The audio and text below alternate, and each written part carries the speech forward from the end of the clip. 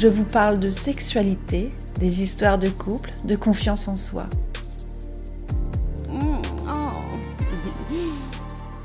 La Voix d'Annie, un podcast pour les femmes et les hommes pour se réconcilier avec votre sexualité, l'apprivoiser, se l'approprier. J'espère que le dernier épisode vous a permis, messieurs, de faire le point avec votre problématique sexuelle ou tout au moins oser franchir le pas pour vous faire accompagner d'un thérapeute. Si c'est le cas, je vous félicite. Le plus difficile est fait.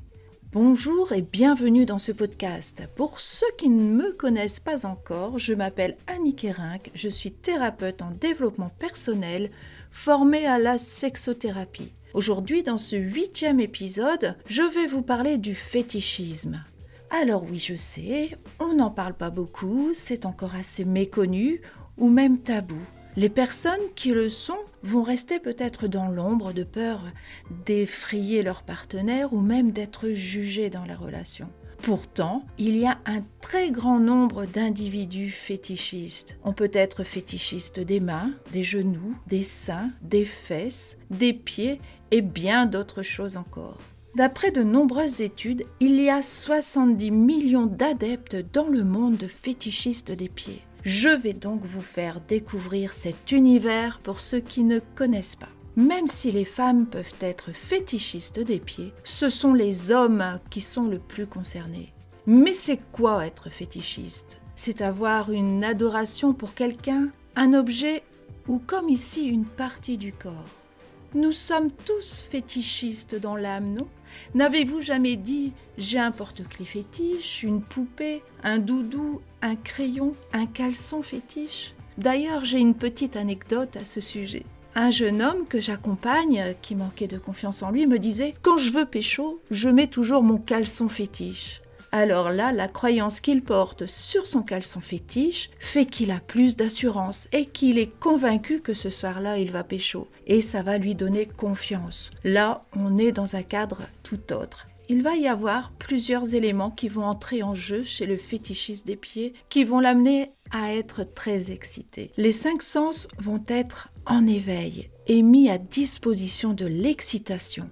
C'est un émerveillement pour la beauté du pied. Ça peut être aussi pour les chaussures à hauts talons, les mocassins, les baskets, les nu-pieds. Ça va être aussi les chaussettes, les bas. Mais pour le pied particulièrement, on va parler de son odeur, de l'aspect de la peau, du goût. Oui, en effet, le fétichiste va adorer vous lécher les pieds et vous les sentir. Les pieds deviennent une œuvre d'art pour lui. Si vous rencontrez un fétichiste des pieds, ça peut surprendre, questionner, mais ne soyez pas effrayés. Il est important d'en discuter lors de la rencontre, déjà de se sentir prêt à découvrir cette expérience, et le consentement lui aussi va être primordial. Si vous n'y trouvez aucun intérêt, ou si vous éprouvez même du dégoût à vous faire lécher les pieds, il va falloir revisiter les attentes de chacun pour que vous puissiez prendre du plaisir ensemble. Pour le fétichiste des pieds, il sera primordial de rester en connexion avec tout le reste du corps. Car si vous êtes trop axé sur cette partie du corps, vous risquez d'ennuyer très rapidement votre partenaire. Le partenaire va se sentir délaissé, voire frustré. Ça serait comme de manger une glace devant lui sans lui en proposer. Si vous êtes fétichiste des pieds, êtes-vous en parfaite connexion avec toutes les autres zones du corps de votre partenaire ? Je vous invite, si ça n'est pas le cas, de veiller à accorder autant d'importance aux parties érogènes de votre partenaire et d'être attentif à ses désirs. Et si vous n'êtes pas fétichiste des pieds, êtes-vous prêt à découvrir et partager cette pratique. En tous les cas, si vous abordez ce sujet avec une grande attention, un respect mutuel pour chacun, ça sera peut-être l'occasion de mettre du fun dans votre sexualité, de découvrir un autre univers et peut-être d'élargir d'autres manières de prendre du plaisir et aussi peut-être même de vous réconcilier avec vos pieds,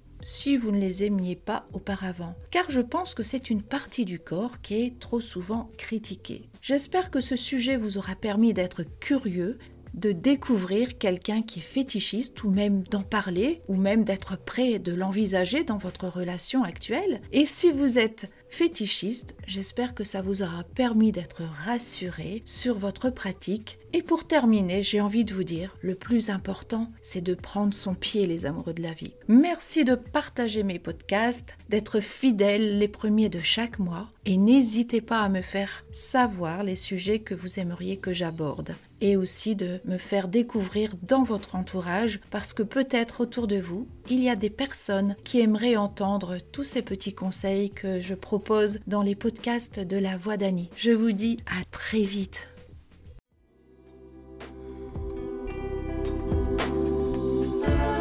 La Voix d'Annie